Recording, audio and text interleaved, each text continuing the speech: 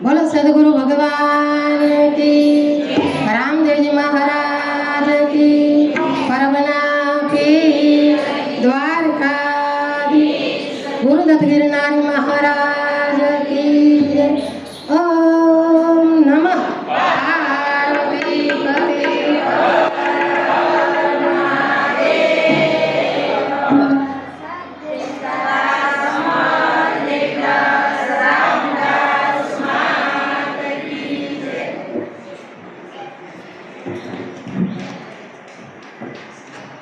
गुरुर्ब्रह्मा गुरुर्विष्णु गुरुर्देवो महेश्वर गुरुर्साक्षात् परब्रह्म तस्मै श्री गुरुवे नमः।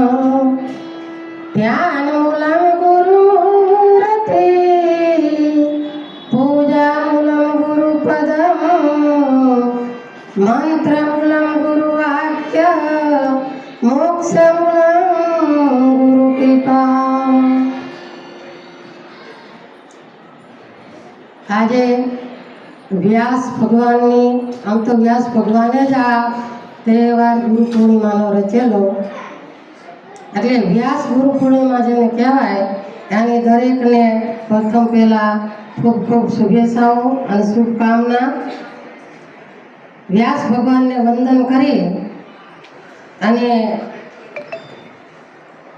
મારી વાણી પવિત્ર બનાવવા માટે ખાલી 10 મિનિટ જ હું બોલીશ, કારણ કે શરૂઆતમાં સવારે બધા સેવકોએ એટલી બધી પૂજનમાં ભીડ કરીને તેમ બોલી બોલીને મારું ગળું થોડું કામ ગળામાં ગળો આવી ગયો, એટલું બધું એટલે ઘણું ઓછું કામ કરે, સમય આપણી પાસે ઓછો છે કે આ બધાને થોડીક આમ પેટમાં ભૂખે લાગી હોય। પણ ગુરુ પૂર્ણિમા તહેવાર એટલે એક શિષ્યને ઋણ ચૂકવવા માટેનો તહેવાર। દર વર્ષે આપણે કહેવામાં કે ગુરુ પૂર્ણિમા મહાપુરુષો અને સંતો એવું કહે છે કે વ્યાસ ભગવાને ગુરુ પૂર્ણિમા એ માટે આ કાઢી છે કે આખા વર્ષની અંદર શિષ્ય કાંઈ ભૂલ કરી હોય, અપરાધ કર્યા હોય, ગુણ કર્યા હોય તો ગુરુચરણે જવાથી અને પાપનું પ્રાયશ્ચિત થાય। ગુરુચરણે જવાથી પાપનું પ્રાયશ્ચિત થાય, પછી નવા પાપ ન કરવી એવી પાછી ગુરુ પાસેથી થોડા નિયમ લેતા આવવા કે આજથી હું સત્યના માર્ગે હાલું અને અસત્યમાં હું ન જઉં એવા મને આશીર્વાદ આપજો। ગુરુચરણે જવાથી, ગુરુ કરવાથી કલ્યાણ ચોક્કસ થાય, ન થાય એવું નહીં કહું। સંત દર્શનનો મહિમા નારદ મુનિએ બહુ બતાવ્યો છે, આપણે ઘણી વખત સત્સંગમાં કહેવી છે કે સત્સંગનો મહિમા શું, સંત દર્શનનો મહિમા શું। આજે મારી પાસે સમય નથી, સતી દ્રૌપદીનું વારંવાર મેં કીધું છે કે સંતના દર્શન કરવામાં એક ડગલે એક યજ્ઞનું ફળ હોય છે, તો એના ગુરુ મહારાજને આમંત્રણ દેવા જાય છે કે તો ગુરુ મહારાજે એવું કીધું, હું ટૂંકમાં જ કહી દઈશ કે 108 યજ્ઞ કર્યા હોય બરાબર, એને હું જમવા જાઉં, તમે કર્યા હોય તો 5 પાંડવો માતા કુંતા બધા ગયા આવ્યા। છેલ્લે સતી દ્રૌપદી રહ્યા, સતી દ્રૌપદીએ કીધું કે ગુરુ મહારાજે કીધેલા શબ્દો એને કાનમાં રાખ્યા।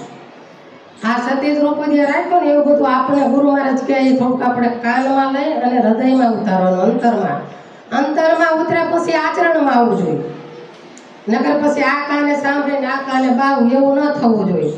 જો તમારા હૃદયમાં ભક્તિ ઉતરશે, સત્સંગ ઉતરશે તો જીવનનું કલ્યાણ થશે।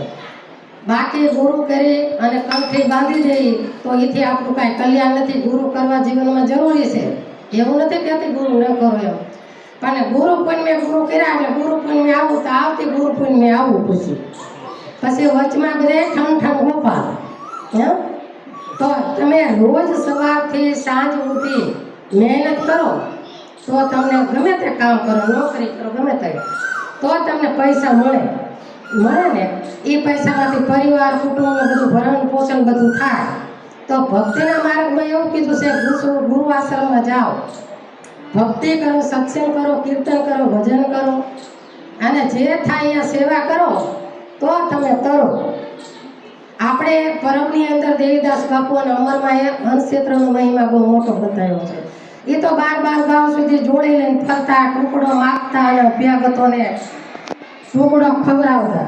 પણ આપણે આપણે તો અત્યારે ભગવાને ઘણા બધી આપણને નોટો આપી છે, હે જેને જેને પૈસો આપ્યો છે અને નથી આપ્યો એને ભગવાન ઠાકર આપશે, હો. પણ એ પૈસો જે આપણા મહાપુરુષો કે તમે 10મો ભાગ કાઢો, ભગવાન એમ કહે છે 100% આપો એમાં 10મો મને ધરાવો અને 90% તમારો. કેટલો ઉદાર ભગવાન, હે ભગવાન કેટલો બધો ઉદાર છે, ખાલી 10% જ આપણી પાસે માગે છે. છતાં શક્તિ એવી ભક્તિ, 100 રૂપિયા કમાવતા 10 રૂપિયાનો દિવસ કાંઈ નહીં, 5 દેવા, 5નો દિવસ તો 2 રૂપિયા, 2 ને તો 1 રૂપિયાનું દાન કરશો તો 1.5 લાખ રૂપિયા જેવું ભગવાન માની લેશે. પણ જે કંઈ કરશો ને એ કરશો એ તમે જ પામશો, એમાં કોઈનો લાભ ભાગ નથી. એટલે સત્સંગનો ગુરુ પૂર્ણિમાના દિવસે ગુરુ ચરણે આવ્યા પછી ગુરુ મહારાજ સત્સંગ કરે એ સાંભળવું અને એ જીવનમાં ઉતારો તો જ આપણે જીવનનું કલ્યાણ થાય. બાકી દેવાજ પંડિત છે ને એને 250 ચેલા હતા. કેટલા? 250 ચેલા હતા દેવાજ પંડિતને. અને બધાય શિષ્યો જ્યારે કસોટી થાય ને ત્યારે જ સાચી ખબર પડે કે મોતી રણમાં માથે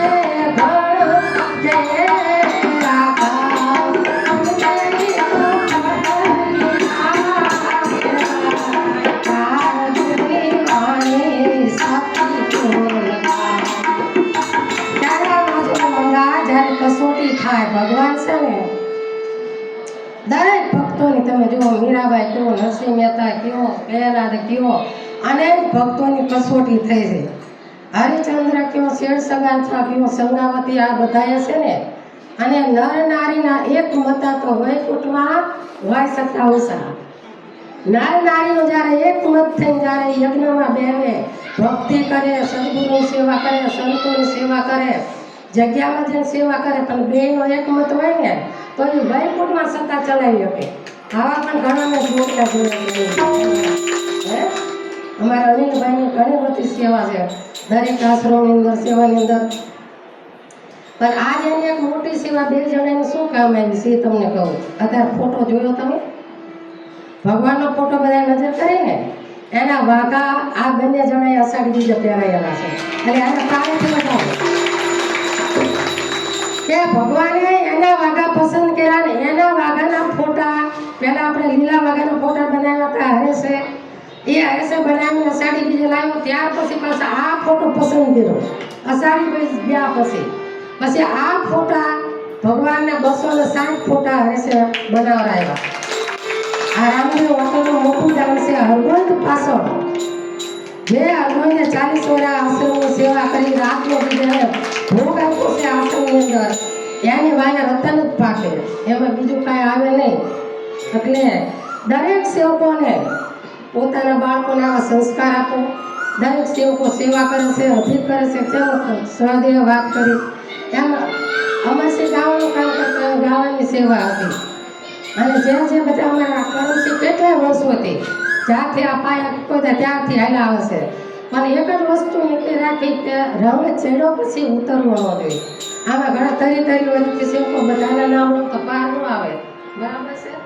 એમ જે વયા ગયા છે ને એને આજે ગુરુ પૂર્ણિમાના દિવસે આપણે યાદ કરવા જરૂરી છે. શામજીભાઈ છે, પ્રેમજી છે. આ પ્રેમજીએ પ્રેમજીએ તો આ કૂવામાં અમને કીધું ને એ ધૂપકો માર્યો એટલે અડધેથી અંદર પડી ગયો તો કૂવો ખોદતા.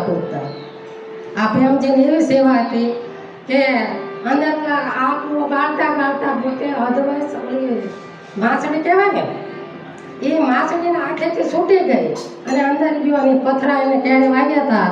1 મહિનો હોસ્પિટલમાં એની રીતે દાખલ કર્યા હતા. સંજયમાં આવી સેવકોની સેવા છે બધાની. દરેક સેવકોની કેટલા સેવકોના નામ, નાના સેવક કયો ગમે એ કયો, આમાં બધાના નામ લો ત્યાં પણ બધાએ જ એટલી બધી સેવા છે ભગવાનના ધામમાં વયા ગયા છે. ધનિકમાં કયો કે અમૃતમાં કયો, પછી મનસુખમાં કયો, આ બધા ઘણા બધા આપણા સેવકો આ આશ્રમની સેવા કરી ભવસાગર તરી ગયા અને પરમાત્માના પદને પામી ગયા છે.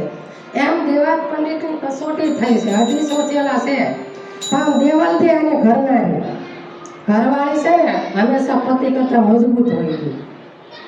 જ્યારે પતિ પાછો પડે ને ત્યારે પડખે શક્તિરૂપી થાય અને પડખે ઊભું રહેવું જોઈએ. નારી છે ને નારાયણી છે, શક્તિ સ્વરૂપા છે. અને એનામાં અનેક શક્તિ ભગવાને આપી છે. શેર સગાસા હિંમત હારી ગયા કે હવે આ માગું તો વેચાતું પરમાટી મળે નહીં, તો હવે આપણે બાળક વેચાતું ક્યાંથી લાવી? એ વખતે સંગાવતી પડખે ચડીને કીધું કે સ્વામીનાથ, આપણી પાસે એક દીકરો ભગવાનનો આપેલો છે, આપણે ભગવાને બાળક આપ્યો છે, બાકી આ સાધુ જમા વગર આપણે આંગણેથી પાછો ન જાવો જોઈએ. આ સંતોને જમાડવાના પ્રમાણ તમે જુઓ. હે સંગાવતીએ કીધું આપણા બાળકને આપણે ખાંડી અને ખવડાવીને સાધુને જમાડશું. એને માણસની માટી ખાવી છે ને, પણ આંગણે આવેલો સંત પાછો ન જવો જોઈએ. જે આપણો નિયમ છે સાધુને જમાડીને જમવું એટલે એ જ જમવાનો.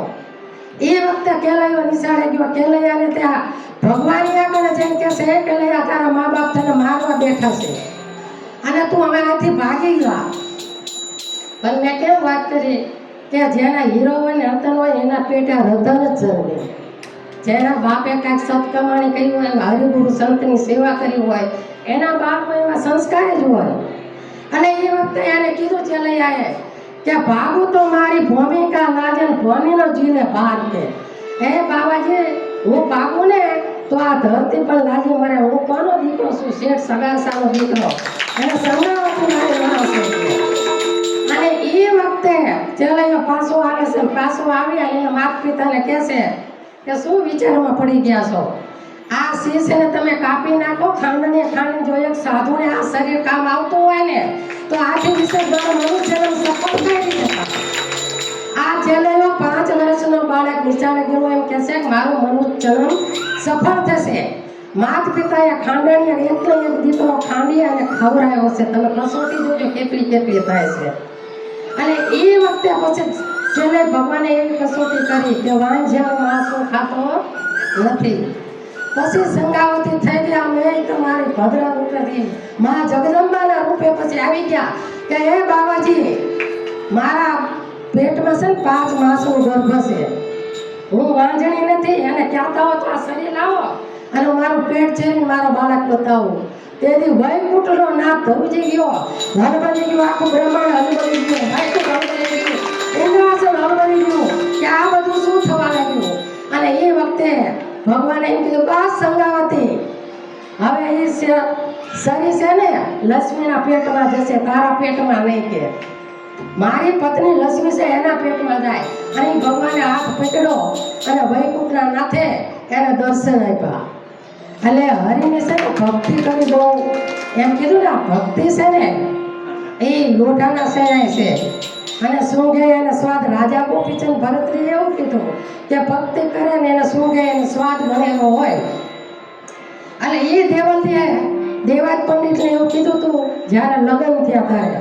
જો જ્યારે પહેલાં તો કેવી ભક્તિ હતી, લગ્ન થયા પછી તરત સાધુના ચરણે જાય છે. અને દેવલદેવ કહે છે કે હે દેવાજ પંડિત, મારા બાપ છે ને એ ઉગમસિંહના શિષ્ય છે અને હું એની દીકરી છું, હું એની શિષ્ય છું. મેં ગુરુ ધારણ કર્યા છે ને તમારે ગુરુ ચરણે આવવું પડશે. પણ એક મારી શરત છે, મને તું પત્ની તરીકે લઈ જા, પણ મારા આંગણે સાધુડા આવશે, ભજન ભાવ થશે, કીર્તન થશે. આ બધું તને ગમશે ને? દેવલદેવને કહે. દેવલદેવ દેવાજ પંડિતને કહે કે આ મને બધું જ ગમશે, કાંઈ વાંધો નહીં. કહે પણ જોજે ક્યારે શંકા ન કરતો. શંકા કરીશ ને તો હું વહી જઈશ.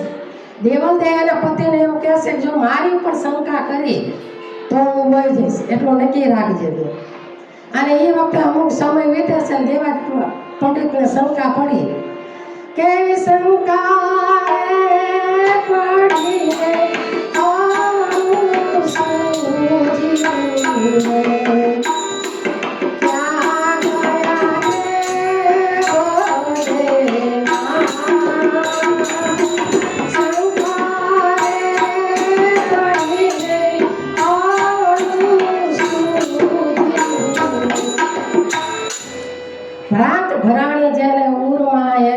સવાયા દાડી સવારમ બાપા કહે છે કોઈ શંકા ભ્રાત વેમ આમાંથી બહાર નીકળો.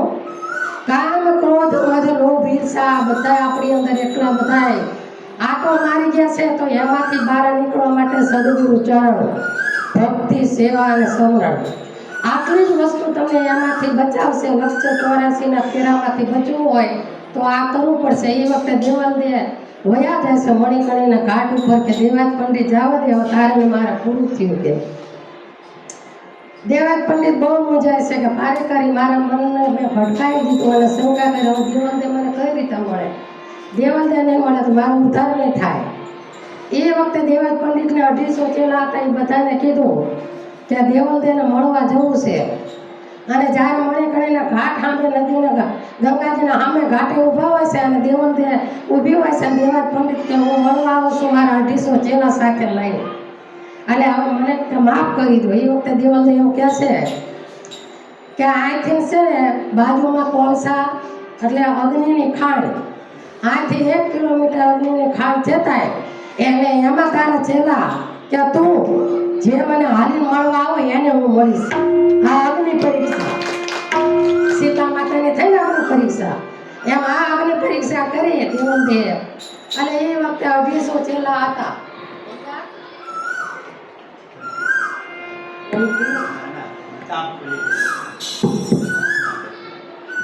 250 ચેલા એ વખતે ઓલી કોલસાની અગ્નિ પાડે, કોલસા જોઈએ ને અગ્નિમાં ધક ધક કરતા હોય એમ, એટલે અહીંથી એમ બધાને જોઈએ એટલે બધા કે આ તો અગ્નિ આપણને દચાડી દે, આપણે બળી જાય મરી જાય. એ વખતે કેટલા બધા વૈયા ગયા, ખાડે માળા મૂકી મૂકી વૈયા ગયા. એ વખતે દેવાજ પંડિતને કે આલે બાવા તારી કંઠી, આ તો અમને પડે મોંઘી.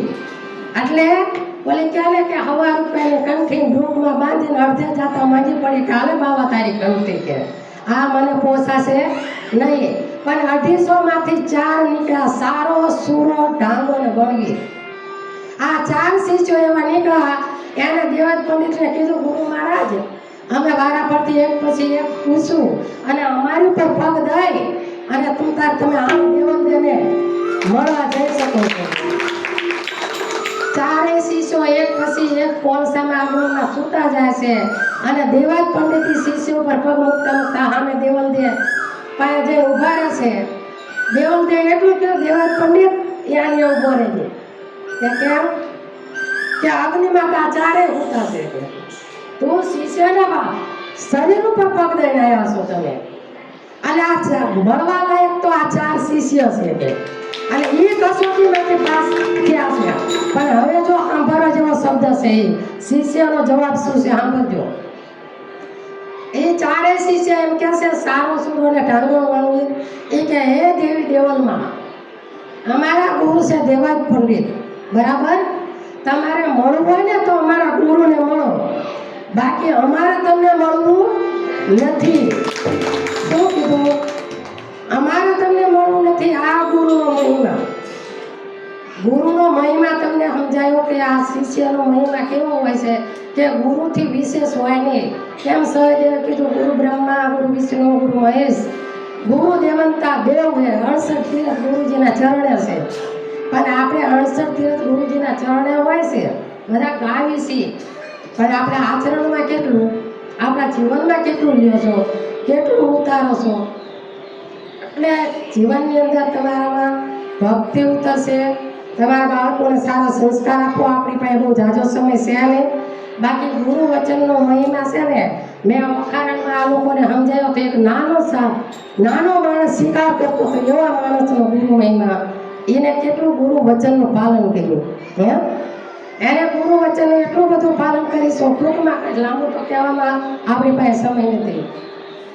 કે ગામનું ગામ હતું એમાં ભજન અને આ ઠાકર થાળી બહુ થાય. આપણે ગામડા ગામમાં ભજન કરાવવાનું ઠાકર થાળી થાય એટલે બધા ભજનમાં જાય ને આ છે ને કરસિંહ છે ને ભજનમાં કાંઈ સમજે નહીં, શિકાર કરવું, ચોરી કરવી, આ બધા અનેક જે ન કરવાનો કામ એ કરતો હતો. એક દી એના ભાઈબંધ દોસ્તાર કે તું હાલને કે ભજનમાં મજા આવશે, અને એ ભજનમાં ગયા અને ભજનમાં પછી ગુરુ મહારાજે બધા એને નિયમ લેવડાવતા હતા. અને આ કરસિંહને પછી કીધું કે તું કાંઈક નિયમ લે, એટલે કે ભજનમાં આવે ને નિયમ લેવું પડે કે હા નિયમ લેવું પડે ભજનમાં આવે એને. ત્યાં કે ગુરુ મહારાજ હું છે ને મારા નિયમ તમને કહી દઉં, પછી તમે તમારું નિયમ કહેજો. કારણ કે એને જે કરવું હતું એટલે એને તો કહેવું પડે. એટલે કે કાંઈ વાંધો નહીં, તું નિયમ બોલ કે હોનાની થાળીમાં નહીં જવું, હવે ચોરી કરતો હોય, જુગાર કરતો હોય, ઘરે હોને થાળી ન હોય, હે કે હોને થાળી નહીં જવું, હાથીની અંબાડીએ નહીં બેવું, એ કે હાથીની અંબાડીએ નહીં બેવું. આવા એને એવી રીતે નિયમ લીધા. એટલે ગુરુ મહારાજે કીધું કાંઈ વાંધો નહીં, તારા નિયમ તને મુબારક, બરાબર. એવા 3 નિયમ લીધા. હાથીની અંબાડીએ નહીં બેવું, સોનેની થાળીમાં નહીં જવું, અને પોતે શિકાર કરતો. એક કે છે ને પાર્થિવનો પૂછડો નહીં ખાવ. કેટલો પાકો આગળનો ભાગ ન ખાઈ જાય, આખું શરીર છે પણ એ પૂછડો નહીં ખાવો કે. આ 3 મારે રાખીને તમે મને જે નિયમ આપવું હોય આપો. ગુરુ મહારાજે કીધું કે કાંઈ વાંધો નહીં, આ 3 નિયમ તારા. એક જ બોલ મારો, એક બોલ ગુરુનો શબ્દ શું કહે છે સાંભળી લેજો. ગુરુ મહારાજે કીધું કે જૂઠું નહીં બોલવાનું, કે જૂઠું નહીં બોલવાનું. અને એને કીધું જૂઠું નહીં બોલવાનું એટલે આ મૂંઝાણો. એ કે ભારે કરી કે મારો ધંધો ચોરી કરવાનો, શિકાર કરવાનો, ખોટું બોલવાનું તો મારો ધંધો છે કે. ભાઈ કાંઈ વાંધો નહીં, ઘરે જાય, આગો પાછો થાય. અને એની ઘરવાળી એ કે આજ શું થયું છે તમને કે અરે કે રાતે ભજનમાં ગયો તો. પણ કે ભજનમાં ગયા અને કાંઈ નહીં, તમે આપણો ધંધો કેવો, તમે ભજનમાં ગયા. અરે કે ભજનમાં ગયો તો ભગત થઈને આવ્યો છું. એ કે તમે ભગત થઈને આવ્યા. અરે કે હા, પણ કે ભગત થયો પણ બધા થાય એવો હું નથી થયો કે. ભલા મને કે બધા ભગત થાય એવો હું નથી થયો. ત્યાં કે પણ તો કેવો ભગત થયા તમે કયો તો ખરા. એ કે ગરુએ વસન આપ્યો છે એમ, એટલે હું જાઉં છું. એ કે તમે ક્યાં ક્યાં કહેતા એ કયો. એ કે મેં કીધું સોનેની થાળી નહીં જવું. એને ઘરવાળી કે આપણને કોઈ મળવાની જ છે. એ સારું કીધું કે હાથીની અંબાડીએ નહીં બેવું, કે એ સારું કામ કર્યું, એ નથી મળવાનું. ત્યાં કે ઘરનો પૂછડો નહીં ખાઓ. ત્યાં કાંઈ વાંધો નહીં, કે એ સારું આપણે પૂછડો કાઢીને નાખીએ છીએ. તો કે હવે શું હું જાઉં છું કે ગરુનો કઠ જે શબ્દ છે એ બહુ કઠણ છે કે ગરુનો કઠા એની ભાષા છે, શિકારીની ભાષા. એ ગુરુનો બોલે ગરુ કે. પણ ગરુનો વસન બહુ ભારે છે એની ઘરવાળીને કે શું કે જૂઠું નહીં બોલવું. ત્યાં કે એ આકરું પડશે. તે ગરુનો વસન જવા દો, તમારું વસન પાળો. અરે કે ગાંધી પ્રાણ જાય પણ ગરુનો વસન ન જાય. જો આ એવું કઈ કરશે જ્યાં જેને લાગે છે ને કે એક શબ્દ લીધો મારા ગુરુજીએ લીધો, મેં લગ્ન કરી, ગુરુ પ્રતાપે બોલાય શિલાની સાય, હવે ને આવું 84માં ફેરી. ગુરુ શબ્દની તાકાત એટલી છે કે 84ના ફેરા છૂટી જાય. એટલી ગુરુ શબ્દની અંદર તાકાત છે. આ મૂંઝાય છે, ધીરે ધીરે જાય છે કે હવે ચા જાવું. પછી આને એમ નક્કી કર્યું કે હવે ગુરુ મહારાજનું વચન પાળવાનું છે, જૂઠું બોલવાનું નથી, જે ફળ થાય. પણ મોટા રજવાડામાં છે ને ઠાકોર છે ને, અહીંયા ઠાકોરના ઘરે ઝાડું પાડવું એટલે અહીંયા જે થવું હોય થઈ જાય. આ ફરતો ફરતો જાય છે એટલે પાણી પાવ ને થોડું પાણી ગળું કોરું પડી ગયું. ફરતો ફરતો જાય છે એટલે પછી હંસલી આવા વડ ઉપર બેઠા હોય છે. અને આ એટલે બેઠે બેઠો વિચાર કરે છે કે શું કરું, ગરુનો વસન તો જાય નહીં, ચોરી કરવા જાય, ખોટું બોલાય નહીં, ખોટું બોલીએ તો જ ચોરી કરવા મળે આપણને. આ વિચાર કરે ત્યાં ઉપરથી હંસલો શું કહે છે, ઓલી હંસલી કહે છે હે હંસલા, તે કે શું કે હેઠે બેઠો ને શિકારી એ ગરુનો વસન લઈને બેઠો છે. તો ઓલા હેઠેરિયાનો વિચાર કરે કે આ બેન જ ખબર પડી જાય. વારે ગરુના વસન હું નીચે બેઠા બેઠો વિચાર કરું છું ને આ હંસલી જાણી ગયા કે મને કે આ ગરુનો વસન લઈને બેઠો છે. પણ આયા જે રાજા છે ને એને રક્તપિત્ત નીકળ્યો છે, રોગ નીકળ્યો છે. એમાંથી કે છે ને આપણું જો પીસ લઈ જાય અને વાટી અને એને ચોપડે ને તો એ રાજાનો કોડ છે ને રક્તપિત્ત મટી જાય. એટલે આ શિકારીને છે ને એ તમે આપણે આપી. એ હંસે ઉપરથી એનું પીસ નાખ્યું, ઓલા શિકારીએ લઈ લીધું અને પીસ લઈ અને રજવાડામાં ગયો. રજવાડામાં ગયા તો આગળ 5-25 પોલીસ વાળા ત્યાં બધા દરવાજે ઉભેલા. ક્યાં જવું છે કે રાજા ઘરે ચોરી કરવા આવ્યો છું. ઓલા પોલીસ વાળા કે ચોર કોઈ એવું બોલે ચોરી કરવા આવ્યો છું એમ હે ચોર તો એવું બોલે ને ચોરી કરવા આવ્યો છું એમ નથી કોઈ વૈદ લાગે છે એના ખંભે થયેલો છે આના દરવાજા ખોલી દો અને જવા દો ઓલો કે વારે ગરુના વસન આ 5 પછી પોલીસ બેઠા હતા એને દરવાજા ખોલી દીધા આ તો ગરુના વસનમાં બહુ મહિમા છે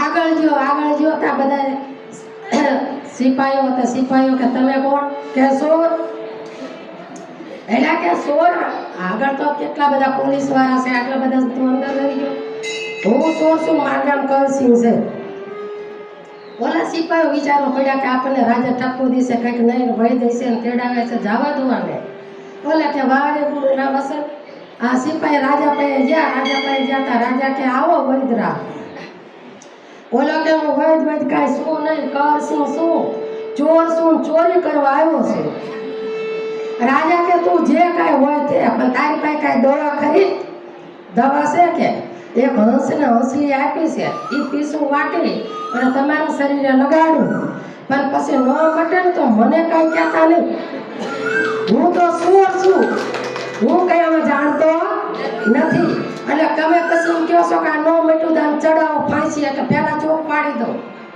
એટલે હું વૈદ નથી હું જાણતો નથી ઓલા હંસને હંસલી બેઠા હતા એટલે ન્યાને મને કીધું કે એનું પીસું વાટીનું તમે એને ચોપડો એટલે એના રક્તપિત્ત મટી જાય રાજા કે તું જે હોય ચોપડ ને ભાઈ થાવ હશે થાશે મારા ભાગમાં હશે અને ઓલા લઈઢું વાટું અને રાજાના આખા શરીરે ચોટવું એટલે બધું એને હારું થવા માંડ્યું ધીરે ધીરે હારું થવા માંડ્યું રાજા થઈ ગયો હાજો એને તો હાજો થઈ ગયો એટલે ઓલા વૈદ્યને કીધું પણ હતો એ ચોર જ છે વૈદ્યને કે તમે 2 દી રોકાવો આ મારું દર્દ બધું મટતું જાય છે હારું થતું જાય છે ઓલો કે કાંઈ વાંધો નહીં 2 દી રોકાવું ક્યાં દરવાજે નીકળે એવું છે જોઈ લઉં ક્યાં કેવી મિલકત પડી છે એ જોઈ લઉં તે જોડી કબાટ ક્યાં ઘરેણા પડ્યા છે 2 દી આ બધું હું જોઈ લઉં કે રાજા કે જે તારે જા ફરવો એ ફરજે તે મારો રોગ મટાડો છે તું મારો મહેમાન છું અને 2 દી રોકા 2 દી મહેમાન ગતિ કરીએ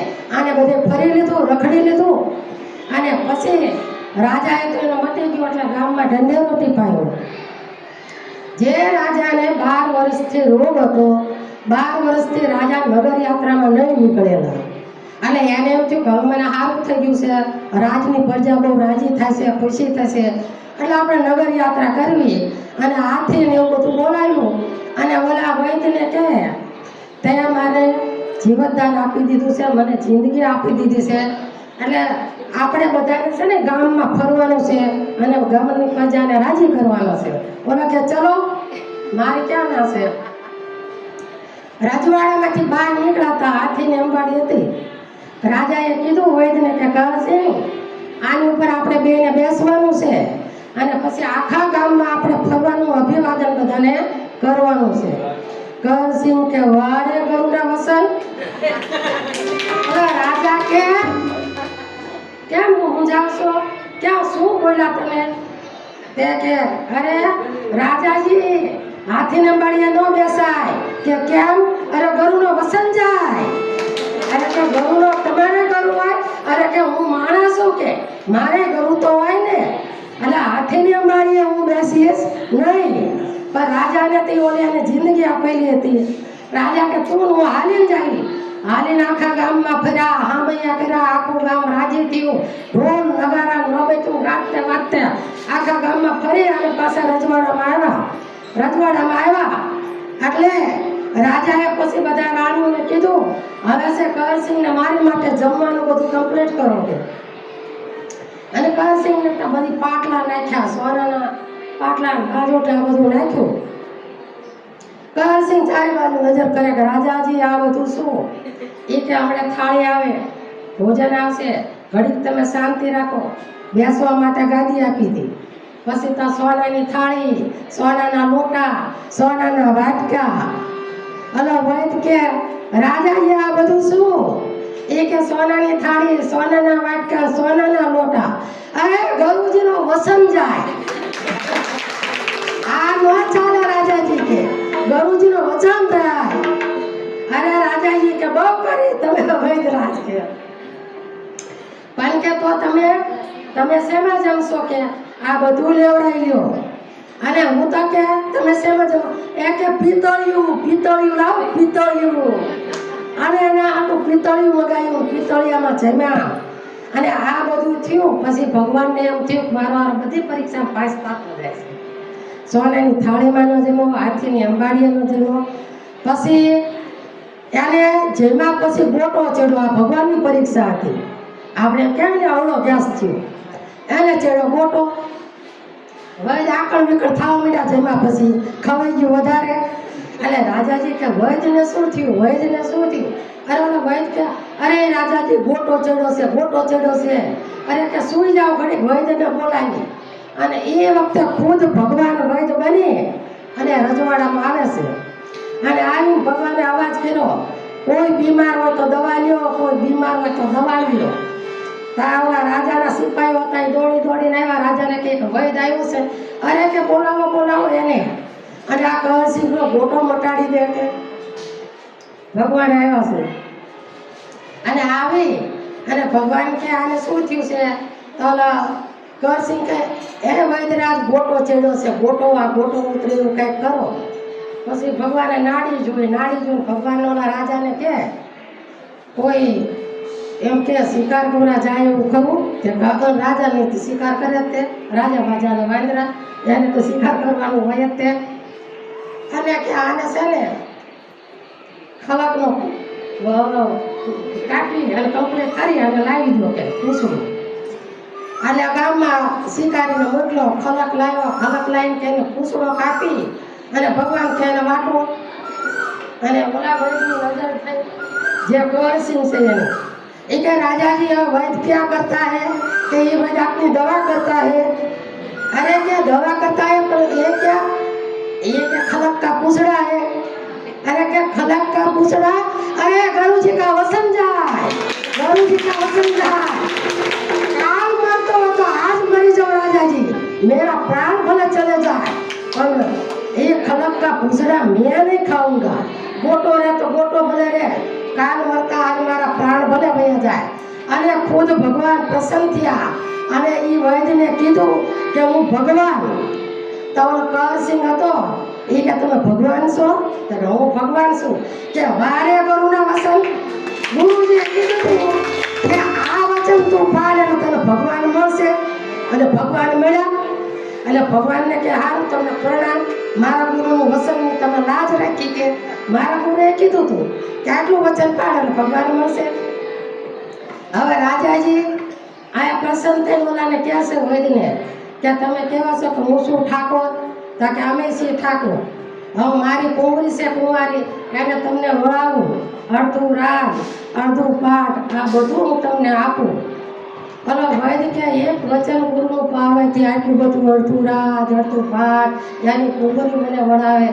તા કેવા ગુરુના વચનનો મહિમા છે આ ગુરુના વચનના પ્રતાપે આટલું બધું મળ્યું પછી રાજાજીને કે એ બધું હાસું પણ હું મારા ગુરુને બોલાવું આપણે અઢિયારીમાં ઘણી વખત મોરારી બાપુ કહેશે ને હે અઢિયારે એકાદશી પરાણે કરાવે છે ગુરુને ભગવાનના દર્શન અઢિયો કરાવે છે એમાં ગુરુને બોલાય ગુરુ મહારાજને કહે છે ગુરુ મહારાજ હવે તમે મને આ ગાદીએ બેહારીને તમે તિલક કરો અને હવે મને જેટલા નિયમ આપવા હોય એટલા આપો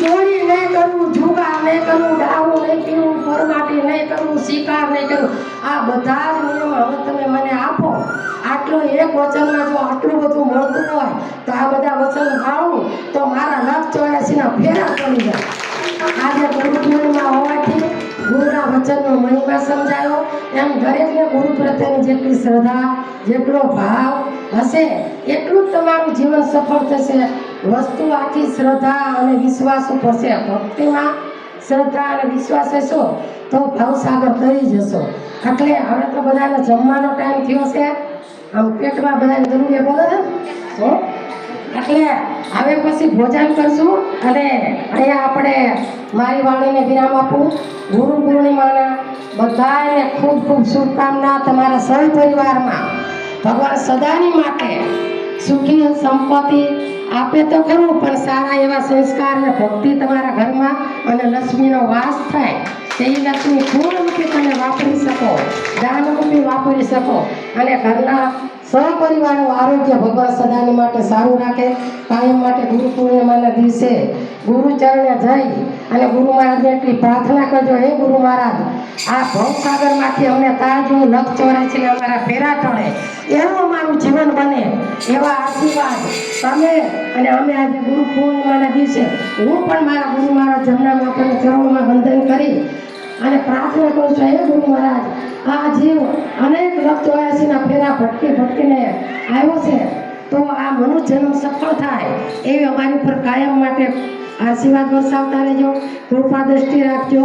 અમે તો અપરાધી જીવ છીએ, ડગલાને પગલે અમારી ભૂલ હોય, અનેક અમારા અવગુણ હોય, અમારા તે અવગુણ ઘણા, ગુરુજીના ગુણના ઘણા, એમ દરેક ગુરુના ગુણ ગાજો અને દરેકનું કલ્યાણ ગુરુ મહારાજ કરે એવી શુભ આશીષ. બોલો સદગુરુ ભગવાન કી, રામદેવજી મહારાજ પરમનાપી, સત્ય સનાતન ધર્મ કી, દ્વારકાધીશ કી, વિહળાનાથ કી. ઓમ નમઃ પાર્વતી પતિ હર મહાદેવ. સત્યના